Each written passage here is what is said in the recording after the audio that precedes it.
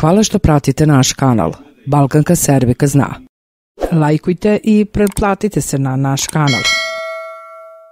Radite vežbu blagoslova nedelju dana i posmrtite kako čudo menja vaš život. Evo o čemu se radi. Da li ste ikad pomislili da ste upravo sada, baš u ovom trenutku svog života, na pravom mestu, upravo tamo gde biste trebali biti? Verovatnost da je tako vrlo mala, svi želimo da smo na nekom drugom mestu i da nešto bolje radimo. Često padnemo u zamku razmišljanja poput toga da nešto završimo, da dobijemo bolji posao, da dobijemo unapređenje, da imamo veću platu, da imamo stan, auto, da budemo mršaviji, da pronađemo ljubav svog života.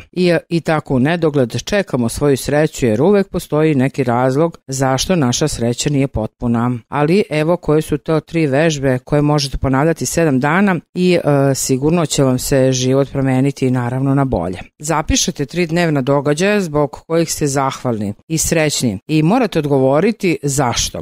Evo primjera, hvala što sam uživao na kafi sa prijateljima i odmah odgovorite zašto. Primjer radi, zato što volim društvo i moje prijatelje i tako postavite 3 zahvalnosti i odgovorite zašto ste srećni i zahvalni zbog toga. Nastavite tako 3 puta, sve zapišite.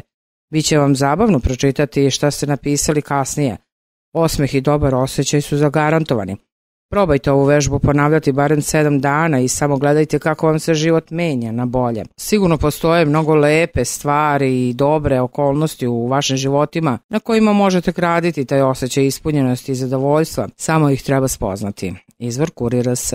Hvala što pratite naš kanal. Balkanka Serbika zna. Lajkujte i pretplatite se na naš kanal.